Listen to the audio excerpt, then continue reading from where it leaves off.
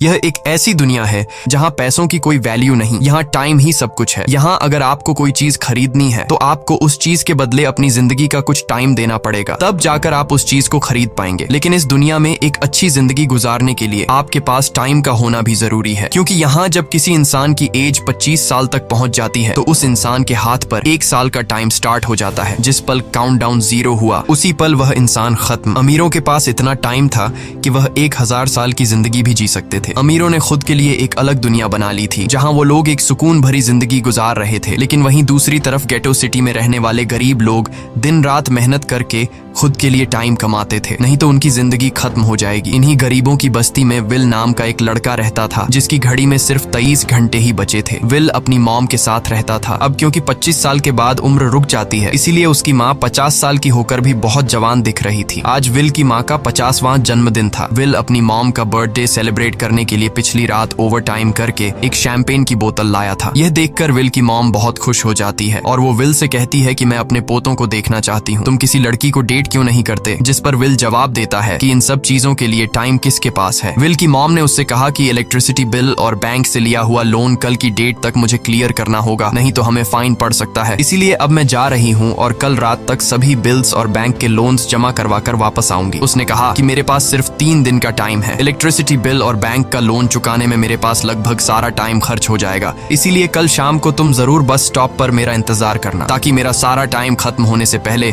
मैं तुमसे कुछ टाइम ले सकूं। इस पर विल ने कहा ठीक है, मैं टाइम पर पहुंच जाऊंगा। जाने से पहले विल की माँ विल के हाथ को छूकर उसकी बॉडी में 30 मिनट ट्रांसफर करती है ताकि विल अच्छा नाश्ता खरीद कर खा सके। इसके बाद दोनों अपने अपने काम पर निकल गए। रास्ते में विल के पास एक छोटी बच्ची आती है। वो विल को एक कैप्सूल देकर विल से उसका थोड़ा सा टाइम मांगती है। विल मुस्कुराते हुए उस छोटी बच्ची को कैप्सूल में अपनी जिंदगी का 5 मिनट का टाइम दे देता है और वह चली जाती है। यहाँ हमें पता चलता है कि यह लोग अपने टाइम को एक कैप्सूल में स्टोर भी कर सकते हैं, जिससे यह लोग कभी भी यूज और ट्रांसफर कर सकते हैं। इसके बाद विल काम के लिए फैक्ट्री पहुंच जाता है। काम शुरू करने से पहले वह कॉफी लेने जाता है, लेकिन वहां वह देखता है कि हर एक चीज का दाम डबल हो गया है। जहां पहले कॉफी 2 मिनट की मिलती थी, अब उसका प्राइस डबल होकर 4 मिनट हो चुका है। यहाँ पर कभी भी किसी चीज का भी दाम बढ़ा दिया जाता है बिना किसी अनाउंसमेंट के। ये बात विल को बहुत बुरी लगती है। मजबूरी में विल ने भी कॉफी के लिए अपनी जिंदगी के 4 मिनट पे किए और काम पर लग गया। दिन भर के काम के बाद रात के वक्त विल अपने दोस्त के साथ एक बार में जाता है। विल का दोस्त एक नंबर का शराबी था। वह हर वक्त शराब के नशे में टली रहता। विल का दोस्त विल को इशारे में बताता है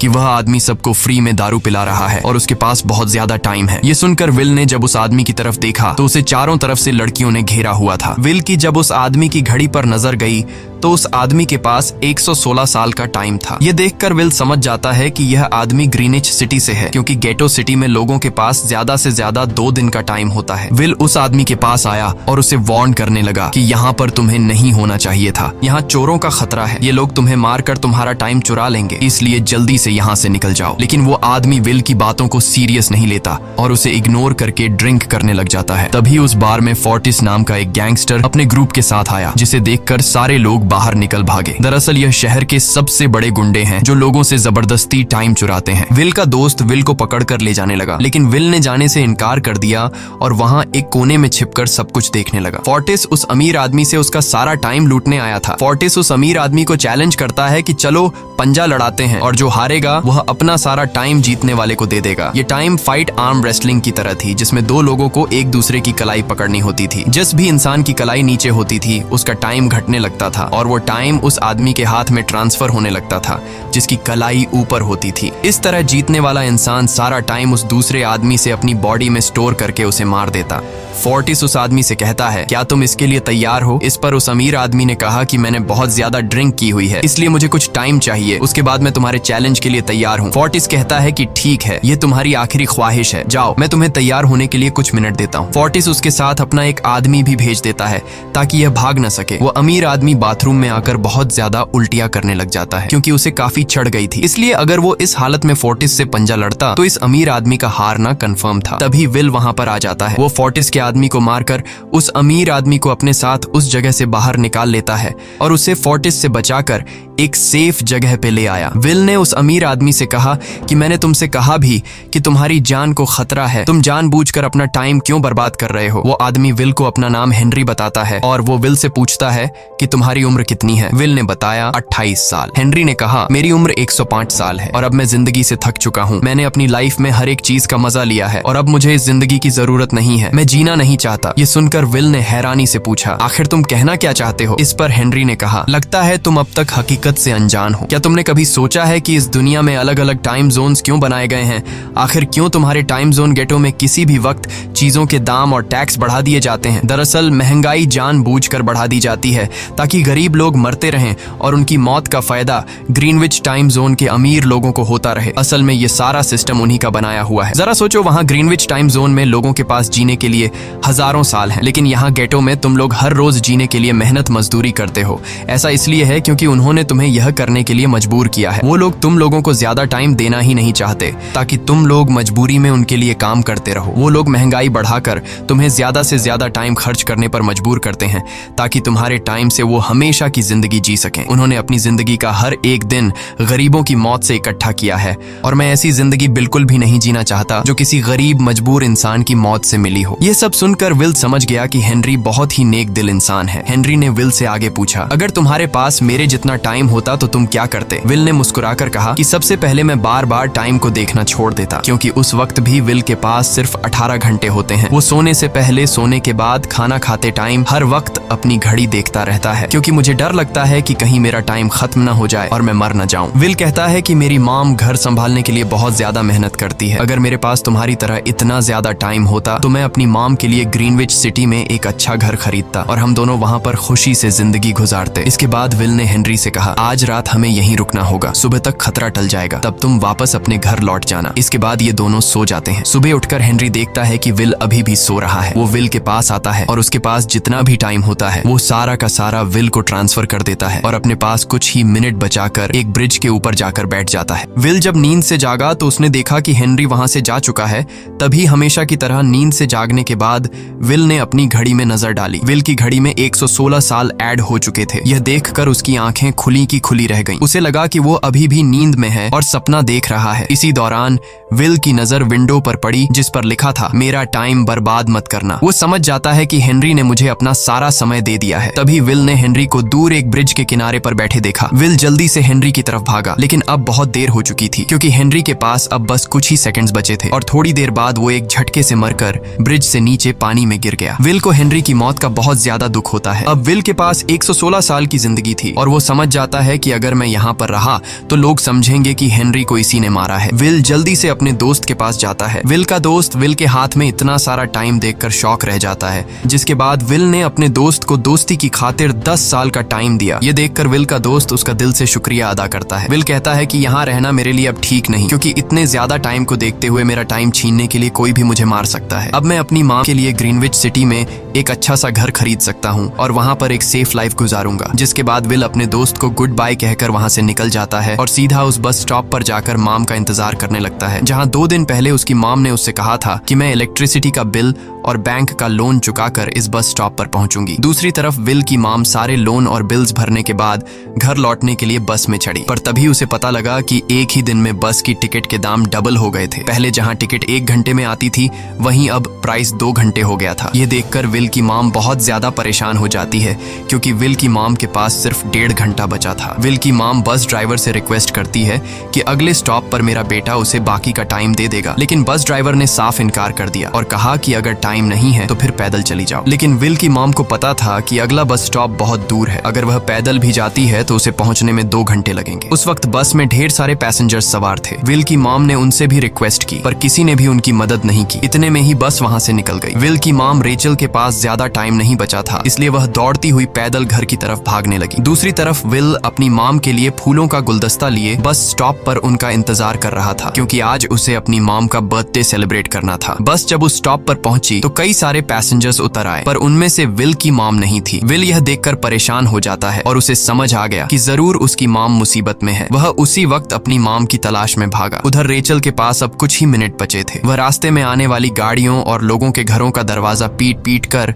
उनसे थोड़ा समय उधार मांग रही थी, लेकिन कोई भी उसकी मदद करने को तैयार नहीं था। इधर विल जब कुछ दूर गया तो उसे उसकी मॉम दौड़ती हुई नजर आ गई। अपनी मॉम को भागते हुए देख विल समझ गया कि उनके पास ज्यादा टाइम नहीं है। वह अपना हाथ आगे करके तेजी से उनकी तरफ दौड़ने लगा। उधर रेचल के पास अब सिर्फ 10 सेकंड्स ही रह गए थे। वह भी पूरी तेजी से विल की ओर भाग रही थी, लेकिन जैसे ही रेचल अपने बेटे विल के पास पहुंची, उसका टाइम खत्म हो जाता है और वह मर जाती है। यह देखकर विल को बहुत दुख होता है, क्योंकि उसने अपनी मॉम के लिए क्या कुछ नहीं सोचा था। वह चीख चीख कर रोने लगा। अगली सुबह तक हेनरी की डेड बॉडी टाइम कीपर्स को मिल चुकी थी। ये टाइम कीपर्स वहां पर इन्वेस्टिगेशन करते हैं। आज की दुनिया में टाइम कीपर्स होते थे जो पुलिस की तरह थे। इन टाइम कीपर्स का काम भी क्राइम को रोकना होता है। टाइम कीपर्स के ऑफिसर रेमंड ने उस जगह में अच्छी तरह से जांच की, लेकिन उसे कोई भी क्लू नहीं मिला। तभी रेमंड की नजर उस ब्रिज के पास लगे सीसीटीवी कैमरा की तरफ गई। वह सीसीटीवी फुटेज चेक करने सीसीटीवी रूम के लिए निकल पड़ा। दूसरी तरफ विल समझ चुका था कि उसकी मॉम की मौत के लिए ग्रीनिच में रहने वाले अमीर लोग ही जिम्मेदार हैं,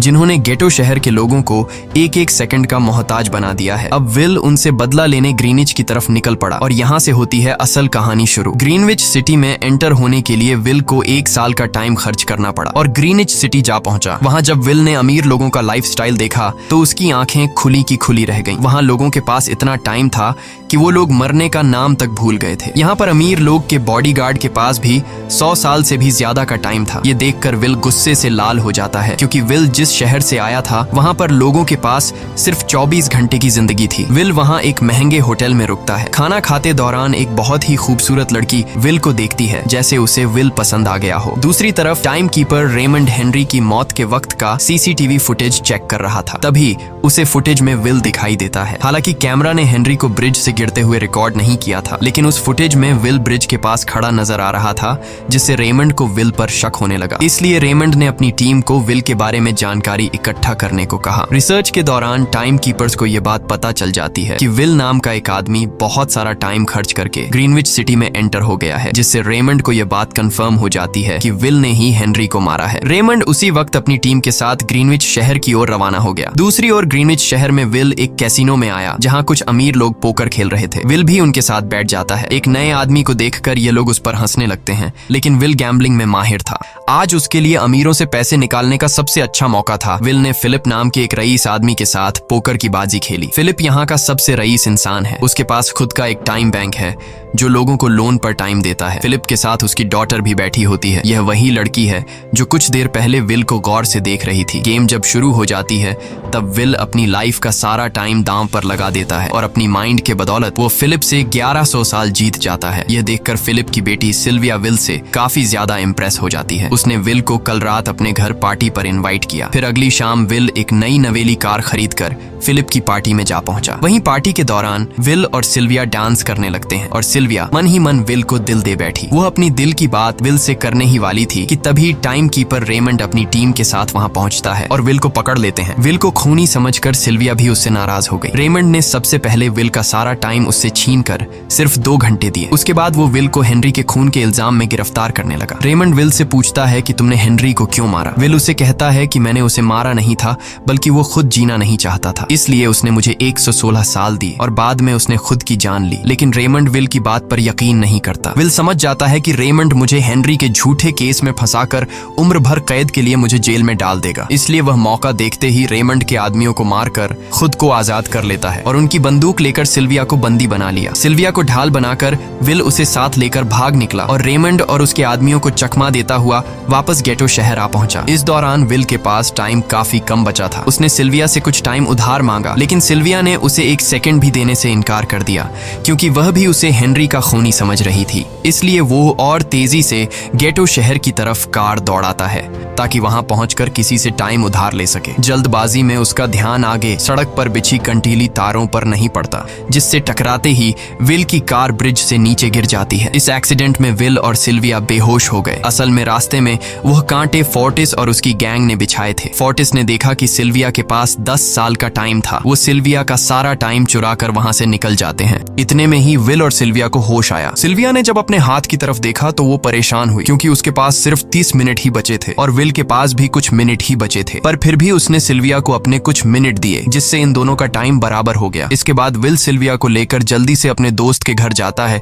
जिसे उसने 10 साल दिए थे। जब उसके दोस्त की वाइफ ने दरवाजा खोला और उसने विल को देखा तो उसने विल से नाराजगी जताते हुए कहा, तुम्हारे दिए हुए 10 साल ने मेरे हस्बैंड की जान ले ली। उसने सारा टाइम शराब में उड़ा दिया जिससे उसकी मौत हुई। ये सुनकर विल मायूस हो गया, लेकिन अब इन दोनों के पास भी ज्यादा टाइम नहीं था। अगर यह दोनों जल्दी से कुछ नहीं करते तो इनकी भी मौत पक्की थी। तभी विल ने सिल्विया के कानों में ईयरिंग देखी जो हीरे की थी। उसे बेचकर विल और सिल्विया को 2 दिन का टाइम मिल गया। इसके बाद विल सिल्विया को लेकर फोन बूथ पर आया। उसने सिल्विया के पिता फिलिप को कॉल किया और बताया कि उसकी बेटी अब तक सही सलामत है। उस वक्त रेमंड भी फिलिप के पास ही मौजूद था और विल को भी पता था कि रेमंड भी वहाँ मौजूद है। विल ने सिल्विया को छोड़ने के बदले 10,000 साल का टाइम मांगा और वो 10,000 साल टाइम बैंक के जरिए गरीब लोगों में बांटने को कहा और कल सुबह तक का टाइम दिया। हालांकि फिलिप के लिए यह रकम कुछ भी नहीं थी, पर फिलिप किसी भी कीमत पर गरीबों को टाइम नहीं देना चाहता था। इधर विल सिल्विया को अपने घर ले आया जहां पर दोनों सुबह होने का इंतजार कर रहे थे। इसी दौरान सिल्विया ने विल से पूछा कि उसकी फैमिली कहाँ है। इस पर विल ने बताया कि पिछली रात ही टाइम न होने की वजह से मेरी माँ की डेथ हुई। ये सुनकर सिल्विया को बहुत बुरा लगता है और उसे एहसास होता है कि यहाँ गरीब लोग हर पल मौत के डर में जीते हैं। उन्हें एक दिन का टाइम कमाने में कितनी मेहनत करनी पड़ती है। अगली सुबह बैंक खुलते ही विल और सिल्विया खिड़की से बैंक पर नजर रखने लगे, लेकिन बैंक ने गरीबों में टाइम नहीं बांटा। सिल्विया यह देखकर बहुत मायूस हो गई कि टाइम के आगे उसके पिता के लिए अपनी बेटी की भी कोई कीमत नहीं थी। अब सिल्विया को समझ आ गया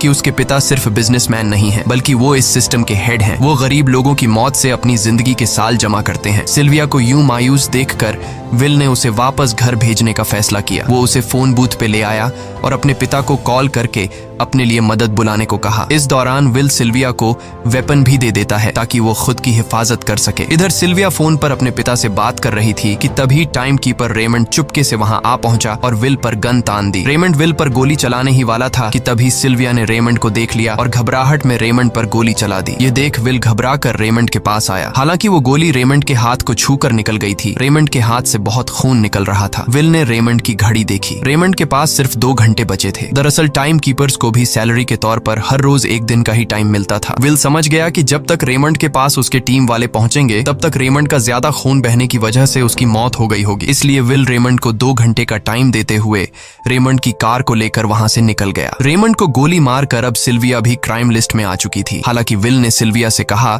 कि वो अभी इन सब से निकल सकती है, लेकिन ग्रीनिच में सिल्विया की जिंदगी पिंजरे में कैद पंछी की तरह थी। उसके पिता फिलिप ने उस पर बहुत सारी पाबंदियां लगा दी थीं, पर यहाँ आकर उसे आजादी का एहसास हो रहा था क्योंकि यहाँ वो अपनी मर्जी की मालिक थी और सिल्विया समझ जाती है कि यहाँ पर लोगों के साथ गलत हो रहा है। अब वह भी गरीबों को उनका हक दिलाने में विल के साथ थी। विल और सिल्विया ने मिलकर अमीरों को लूटना शुरू कर दिया। सिल्विया जो कि ग्रीनिच सिटी के चप्पे चप्पे से वाकिफ थी, इसलिए इन दोनों ने प्लान बनाया कि वो ग्रीनिच सिटी में बैंक से टाइम कैप्सूल चुराएंगे और उनको गरीबों में बांट देंगे। सिल्विया ने सबसे पहले अपने पिता फिलिप के कई सारे बैंक्स में डाका डाला क्योंकि फिलिप ने गरीबों की मौत से वह सारा टाइम इकट्ठा किया था। इन दोनों ने तिजोरी से सभी टाइम कैप्सूल एक बैग में पैक करके वहां से निकल गए और उन्हें गरीबों में बांटने लगे। इतनी बड़ी चोरी करने के बाद अब सरकार भी इन दोनों से तंग आ चुका था, इसीलिए सरकार ने इन दोनों के सर पर 10 साल का टाइम इनाम रख दिया। ये खबर सुनते ही गैंगस्टर फोर्टिस अब इन दोनों को कुत्ते की तरह ढूंढने लगा, लेकिन विल और सिल्विया हर रोज अपना ठिकाना बदलते रहते थे जिससे वो किसी के हाथ नहीं आते थे। यह दोनों एक होटल में छुपे हुए थे। इनके पास टाइम की कमी तो थी नहीं, इसलिए उन्होंने पूरे होटल को ही बुक कर लिया था। फोर्टिस इन दोनों की तलाश में उस होटल के बाहर आ पहुंचा। वहां उसने कुछ लोगों को पकड़कर उनसे विल और सिल्विया के बारे में पूछने लगा, लेकिन उन लोगों पर विल और सिल्विया के बहुत एहसानात थे, इसलिए ये लोग मरने के लिए तो तैयार थे, पर विल और सिल्विया का ठिकाना बताने के लिए तैयार नहीं थे। लेकिन जब फोर्टिस ने उन लोगों पर बहुत ज्यादा जोर जबरदस्ती की तो उनमें से एक बंदा मौत के डर से फोर्टिस को उस होटल के बारे में बता देता है जहां विल और सिल्विया छुपे हुए थे, जिसके बाद फोर्टिस फौरन अपनी गैंग के साथ वहां पर पहुंच जाता है और इन दोनों को पकड़ लेता है। अब विल और सिल्विया का उनसे बच पाना नामुमकिन था। फोर्टिस ने विल को एक टेबल पर बैठा दिया और उसे टाइम फाइट के लिए चैलेंज किया। विल समझ गया कि अगर मैंने चैलेंज से इनकार किया तो फोर्टिस के गैंग वाले लोग मुझे मार देंगे, इसलिए क्यों ना आज इसके साथ पंजा आजमाया जाए। फोर्टिस और विल ने एक दूसरे की कलाई पकड़ ली और मौत का खेल शुरू हुआ। फोर्टिस माहिर खिलाड़ी था, उसने शुरुआत में ही विल का हाथ नीचे कर दिया, जिससे विल का टाइम तेजी से फोर्टिस में ट्रांसफर होने लगा। लेकिन विल बिल्कुल जोर ही नहीं लगा रहा था, जैसे कि वो जानबूझकर हार रहा हो। पर जैसे ही विल के पास अपनी लाइफ के 3 से 4 सेकंड बचे, तभी विल ने ने अपनी पावर दिखाई